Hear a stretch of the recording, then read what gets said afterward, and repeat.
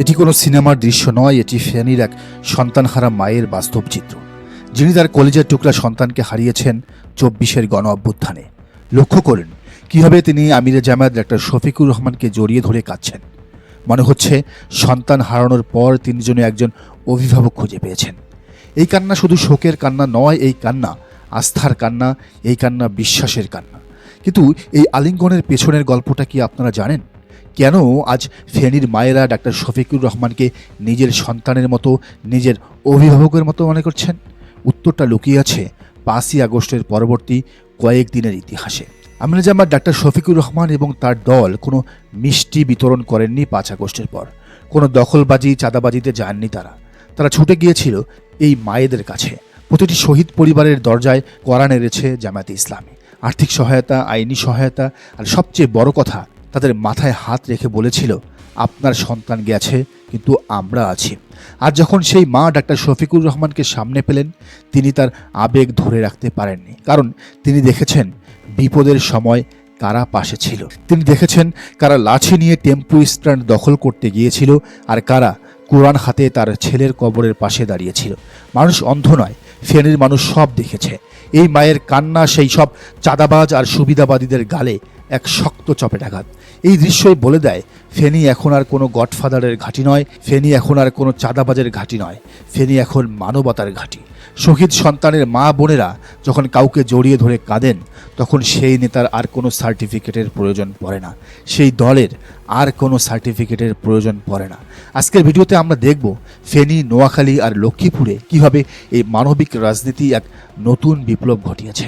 কেন বিএনপি এখানে দিন দিন জনসমর্থন হারাচ্ছে, আর জামায়াত কেন গণমানুষের হৃদয়ে জায়গা করে নিচ্ছে। চলুন মূল বিশ্লেষণে যাওয়া যাক। রাজনীতিতে এতদিন একটা মিথ ছিল, উত্তরবঙ্গ যদি হয় জামায়াতের, তবে চট্টগ্রাম বিভাগও বিএনপির রিজার্ভ ব্যাংক। কিন্তু আজ ৩০ জানুয়ারি সেই মিথ ভেঙে চুরমার হয়ে গেল। ফেনী, নোয়াখালী এবং লক্ষ্মীপুর ৩ জেলায় আজ ৩টি সমাবেশ প্রমাণ করে দিল, বৃহত্তর নোয়াখালী এখন আর বিএনপির একক সম্পত্তি নয়। লাখ লাখ মানুষের উপস্থিতি বলছে এখানে দাড়িপাল্লার জোয়ার এসেছে।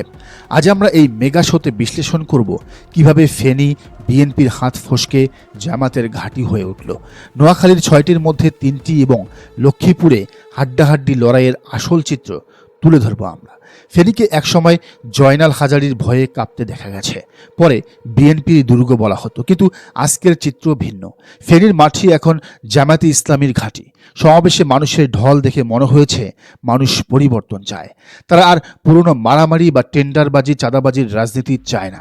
জামায়াতের সুশৃঙ্খল অবস্থান ফেনীর মানুষের মন জয় করে নিয়েছে। যদি বৃহত্তর নোয়াখালীতে জামায়াত ভালো করে, তবে চট্টগ্রাম বিভাগে বিএনপির আধিপত্য শেষ হয়ে যাবে। খেলা এবার জমে উঠেছে। আসুন অঙ্কটা দেখি। ফেনী জেলায় মোট ভোটার ১৩,৩০,৯২৪ জন। এর মধ্যে ১৮ থেকে ৩৭ বছর বয়সী তরুণ ভোটার ৫,৯৩,৭৫০ জন, অর্থাৎ প্রায় ৪৫% ভোটারই তরুণ। রাজনৈতিক বিশ্লেষকরা বলছেন এই তরুণরাই মূলত গেম চেঞ্জার। আর আমরা জানি ২৪-এর বিপ্লবের পর তরুণরা প্রথাগত দলগুলোর চেয়ে সংস্কারপন্থী এবং অ্যাক্টিভিস্টদের বেশি পছন্দ করছে। জামায়াত এখানে তরুণদের টানতে সক্ষম হয়েছে, যেটা তারা ডাকসু, জাকসু বা জকসুতে দেখিয়েছে।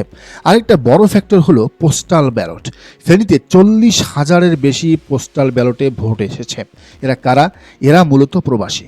ঐতিহাসিকভাবে দেখা গেছে প্রবাসীরা জামায়াতকে অনেস্ট বা দুর্নীতিমুক্ত দল হিসেবে ভোট দেয়। এই ৪০,০০০ ভোট অনেক আসনে জয় পরাজয় নির্ধারণ করবে। তরুণ এবং প্রবাসীদের কম্বিনেশন ফেনীতে বিএনপির জন্য সত্যিই অশনি সংকেত। ফেনী ১, এখানে বিএনপির মুন্সি রফিকুল আলমের বিরুদ্ধে জামায়াতের এস এম কামাল উদ্দিনের অবস্থান খুবই শক্তিশালী। মাঠের জরিপ বলছে কামাল উদ্দিন ব্যাপক ব্যবধানে এগিয়ে আছেন। ফেনী ৩, এখানে হেভিওয়েট লড়াই। বিএনপির ধনাঢ্য ব্যবসায়ী আব্দুল আউয়াল মিন্টু বিপরীতে জামায়াতের ডাক্তার মোহাম্মদ ফখরুদ্দিন মানিক, যিনি শিবিরের একসময়ের সভাপতি ছিলেন। মিন্টু সাহেব বড় নেতা, কিন্তু ডাক্তার মানিক তৃণমূলের ডাক্তার। সাধারণ মানুষ টাকার চেয়ে সেবাকেই বেছে নিচ্ছে। ফেনী ২ আসনে একটা আফসোস থেকেই গেল। এখানে এবি পার্টির মঞ্জুর জয়ের সম্ভাবনা কম, তিনি মাঠ জমাতে পারেননি। বিশ্লেষকরা বলছেন যদি এখানে জামায়াতের লিয়াকত আলী ভূঁইয়া প্রার্থী হতেন, তবে তিনি নিশ্চিত জিততেন। ফেনীতে 3টির মধ্যে অন্তত 2টি আসন জামাতের পকেটে যাওয়ার সম্ভাবনা প্রবল। এদিকে নোয়াখালীর 6টি আসনের মধ্যে 3টিতে জামাত জোটের বিজয়ের ঘণ্টা বাজছে। নোয়াখালী 3 বোরহান উদ্দিনের জনপ্রিয়তা তুঙ্গে। নোয়াখালী 4 ইসহাক খন্দকার সদর আসনে তার শক্ত অবস্থান রয়েছে।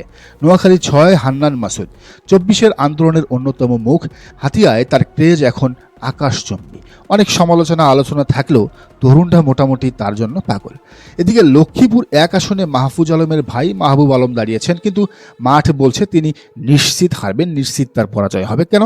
কারণ রাজনীতিতে ভাইয়ের পরিচয়ে বেশি দূর যাওয়া যায় না, নিজের গ্রাউন্ড ওয়ার্ক লাগে। এখানে বিএনপি বা জামায়াতের নিজস্ব প্রার্থী থাকলে ফলাফলটা ভিন্ন হতে পারত। লক্ষ্মীপুর 2 তথা রায়পুর, এখানে চলছে 2 ভূঁইয়ার লড়াই। একপাশে বিএনপির হেভিওয়েট খালেদা জিয়ার উপদেষ্টা আবুল খায়ের ভূঁইয়া, অন্য পাশে জামায়াতের জেলা আমির রুহুল আমিন ভূঁইয়া। লড়াইটা হচ্ছে অতীতের অভিজ্ঞতা বনাম বর্তমানের সাংগঠনিক শক্তি। রুহুল আমিন ভূঁইয়া জেলা আমির হিসেবে প্রতিটি ঘরে সংগঠন সাজিয়েছেন। আবুল খায়ের ভূঁইয়া বয়োজ্যেষ্ঠ নেতা। মাঠের রিপোর্টে রুহুল আমিন ভূঁইয়া স্লাইটলি এগিয়ে আছেন তার কর্মী বাহিনীর কারণে। লক্ষ্মীপুর 3-এ বিএনপির কেন্দ্রীয় নেতা শহীদউদ্দিন চৌধুরী এনির সাথে জামায়াতের রেজাউল করিমের বাঘে মহিষে লড়াই হবে। এনি শক্তিশালী, কিন্তু জামায়াতের ভোট ব্যাংক এখানে বড় ফ্যাক্টর। লক্ষ্মীপুর 4-এও জামায়াতের AR হাফিজুল্লাহ বিএনপিকে ছাড় দিচ্ছেন না, এখানেও ভালো ফাইট হবে। আজকের এই মেগা বিশ্লেষণের শেষ কথা, ফেনী, নোয়াখালী, লক্ষ্মীপুরের মোট 13টি আসনের মধ্যে জামাত বা তাদের জোট অন্তত 6 থেকে 7টি আসনে জয়ের পথে। এটি বিএনপির জন্য এক বিশাল ধাক্কা। চট্টগ্রাম বিভাগের রাজনীতিতে এটি এক ঐতিহাসিক পালাবদল।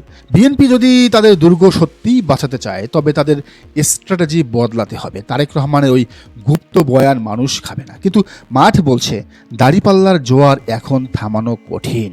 এদিকে আমিরের জামাত নোয়াখালীবাসীর জন্য 6টি দাবি গ্রহণ করেছেন। তিনি বলেছেন, জামাত ক্ষমতায় গেলে এই 6টি দাবি মানা হবে। 1 নোয়াখালী বিভাগ, 2 নোয়াখালী সিটি কর্পোরেশন, 3 সুবর্ণচরে পৌরসভা, 4 নদী ভাঙ্গন রোধে কার্যকর ব্যবস্থা, 5 ফেনী নদীতে ক্লোজার নির্মাণ, 6 সোনাপুর থেকে চেয়ারম্যান ঘাট পর্যন্ত রেল লাইন।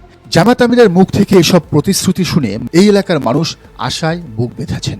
তারা জানেন জামাত আমিরের প্রতিশ্রুতি মানে ওয়াদা, আর ওয়াদা তিনি কখনোই ভঙ্গ করেন না। দর্শক, আপনি কি মনে করেন এই এলাকায় কি জামাত জোট ভালো আসন পাবে নাকি পাবে না?